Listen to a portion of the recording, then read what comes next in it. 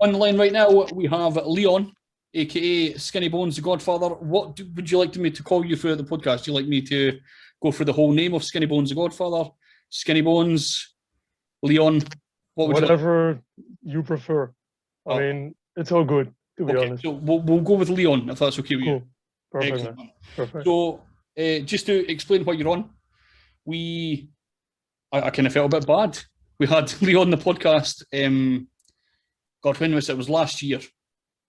Last year at some point we had you and who else was it we had on with you? That was at Row, and he's also known as Defy Reason or Defy Reason. I don't really know how to pronounce it, to be honest.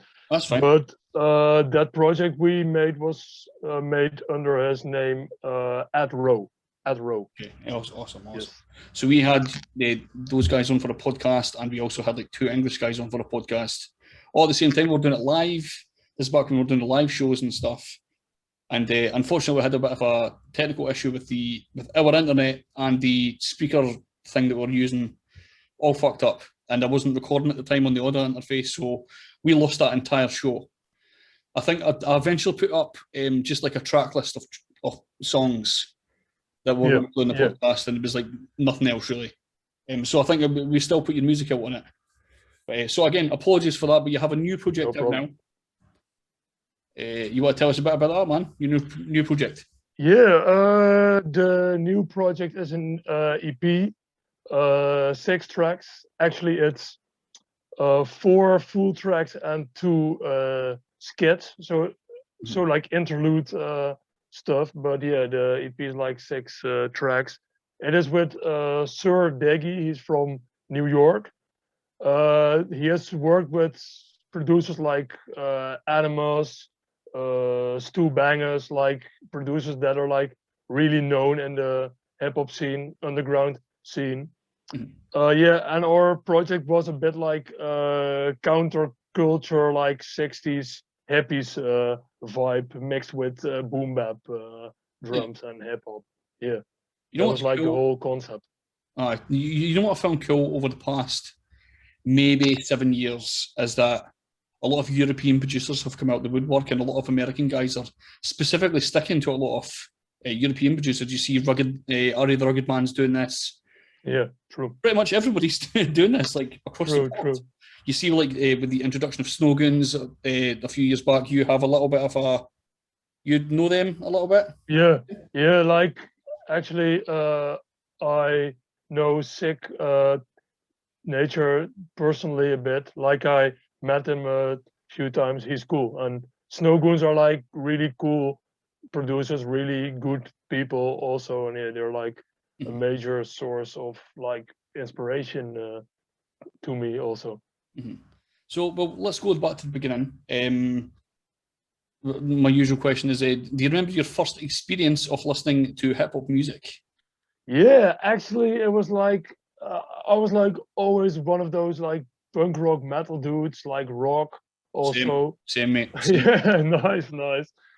And I think that my dad bought some Snoop Dogg and Gangstar CDs for me.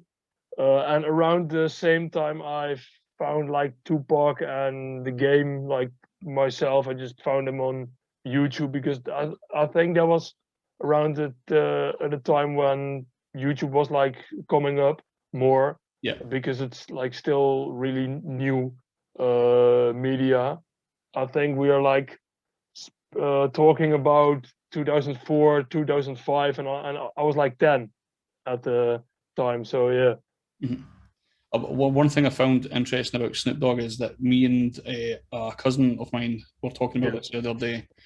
Well, like nobody really checks much of Snoop Dogg's music. You never hear him mentioned like high up on lists of like lyricists or even like top rappers and stuff. Like he's a well-known name, but yes, I don't really go back and check much of his music.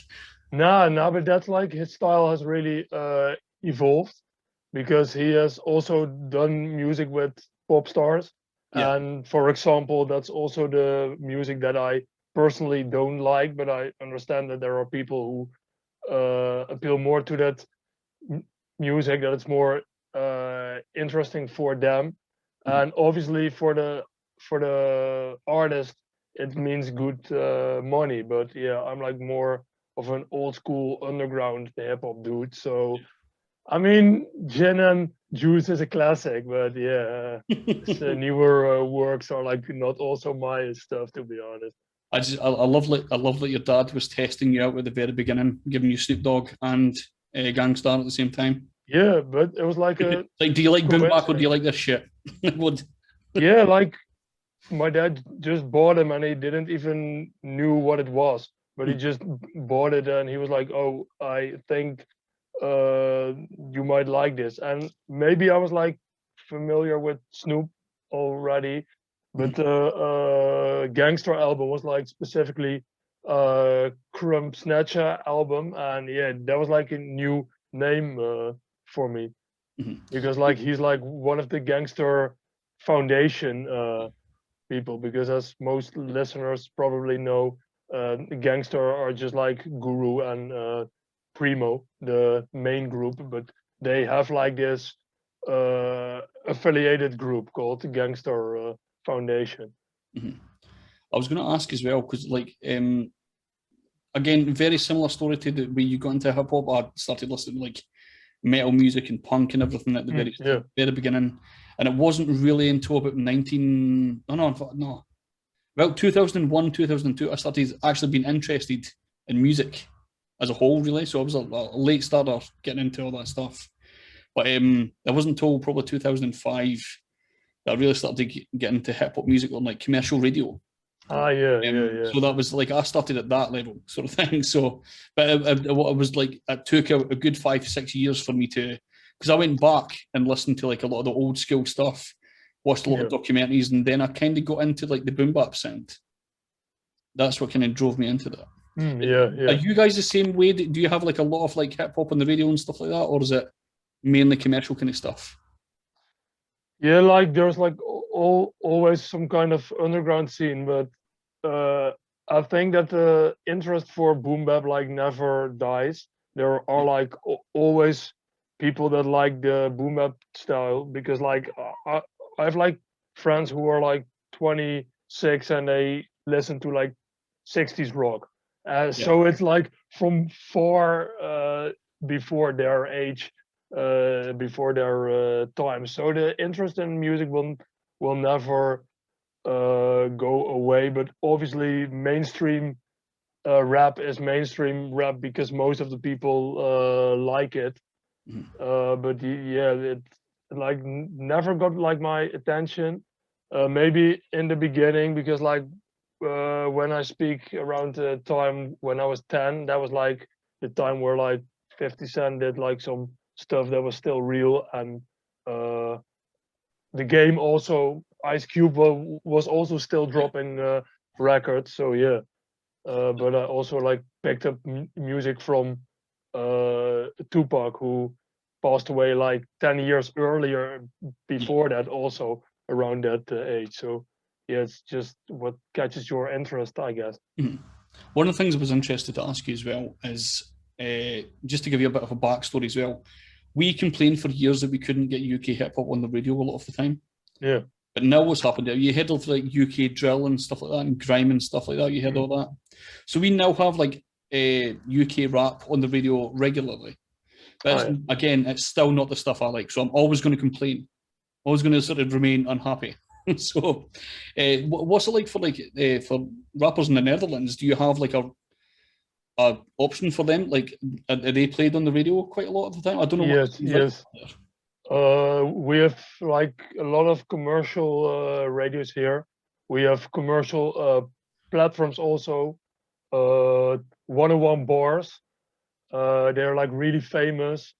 I used to check them like also again like I think 8 years ago, 10 years ago, because like back then they just also brought dudes like Onyx, Wu Tang, Killer Bees, like the raw hip hop, but now it has become more mainstream. But sometimes they still do sessions with people with boom bap underground style. But yeah, Mhm. they are like a platform that's being run by a commercial TV show, also like a famous one. So they gotta also play mainstream stuff. They just can't say, yeah, we just do underground stuff, and I don't even know if their potential is there and if they wanna do it, if their interest is there. Mhm.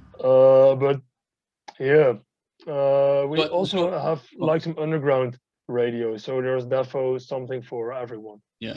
Is it what about platforms for like MCs in Holland? MCs, and sorry.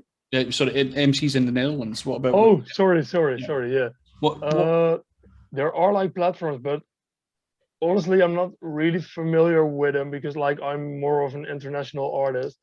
I also work with some friends that are Dutch rappers, but we still gotta get our album out and then we're gonna dig into that. But there are like yeah, also some major platforms. But what I've noticed in the past that it's like hard to be on there for an underground artist. Yeah.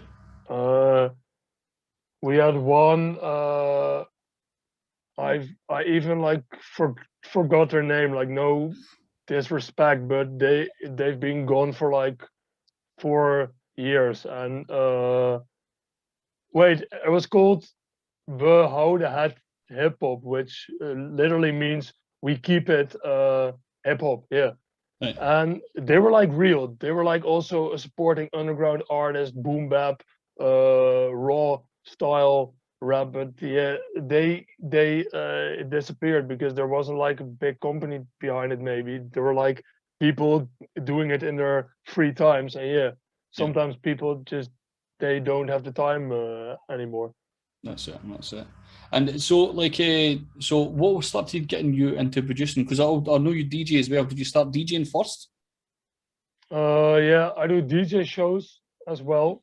But what got me into producing was like Alchemist. If I just need to like mention one name, Alchemist. I was like, I think around 14, 15 was also around the time that I started messing around with production programs. And it was all because of Alchemist, because I just heard his chops and it was insane. Like Yeah. uh, now he just loops more, but back in the day he was like all about the crazy chops all over the place. So yeah, like how can you be like that creative with a sample? That's like amazing, and that fascinated me. Yeah, and I think around the same time I found like music from Vinny Paz, Apathy, Block, McCloud, like the bigger underground names, and that kind of drove me into that scene. Mhm. So, what kind of setup do you have, man? What kind of setup do I have? Well, I have more setups to be honest. I have this PC with FL Studio, Fruity loops, and the laptop that I'm using now also has uh, machine software from what's called Native Instruments. Yeah. That's the company. So I can like make beats on the laptops, but also on the PC. But my preference goes out for the PC. The laptop is just like cool when I gotta bring it to friends and show them something. So yeah, that also Hmm. works. Awesome, man. So, how did the album come about? How did you meet Sir Diggy? How did I met him? Well, I found him on YouTube.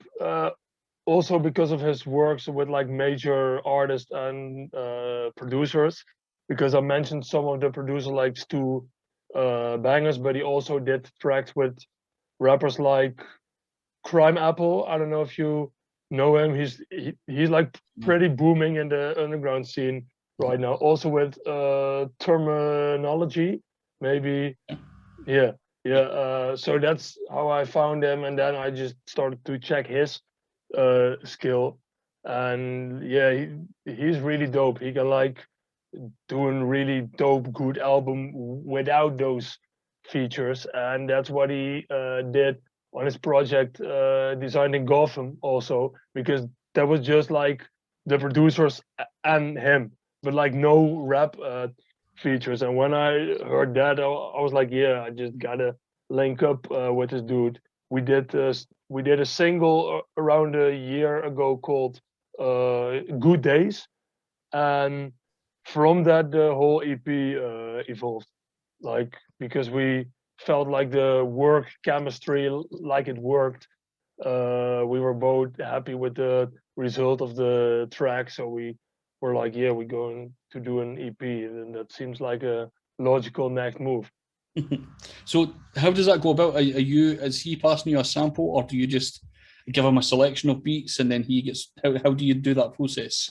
Yeah, well, that's like quite funny to be honest, because I just sent him like a random selection of beats, and he just thought like, "Yo, this has like the hippie Vietnam era vibe, like the '60s vibe." And now that I listen back to it, I was like, "Oh yeah, I can like defo understand what he means." But that wasn't my intention. My intention was just to send him a folder with dope beats. I think I sent like 7 or 8, and he picked 4 of them, and those 4 really fitted this concept. And I gotta give him all the credit for bringing the concept to life also, because I just did the production and the mixing, mastering, and we obviously talked this concept over. Like he just asked if I was down with it, and I was like, yeah, this is super cool. Let's do it.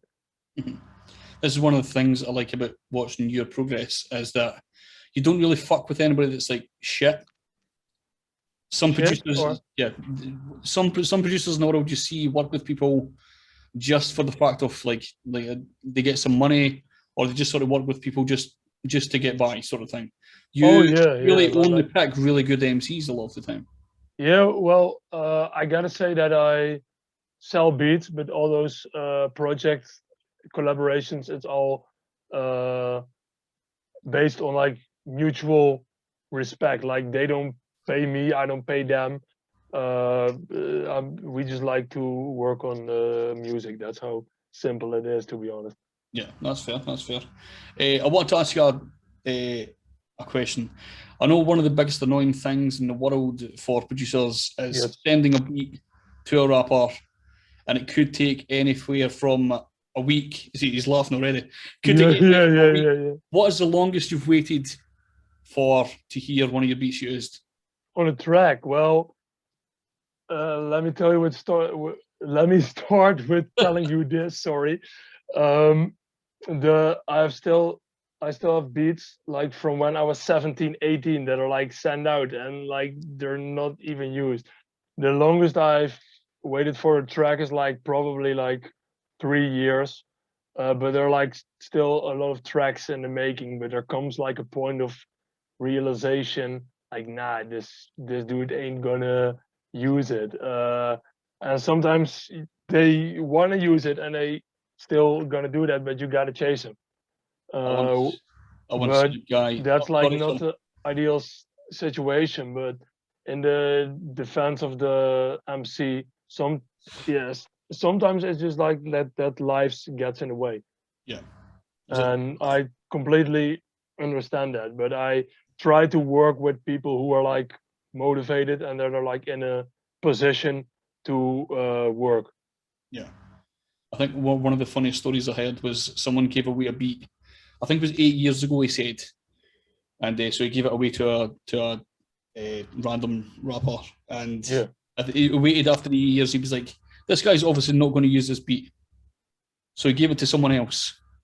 This guy that he handed it to used the beat, and then afterwards there was a lot of moaning coming from the oh previous yeah, person because that was his beat.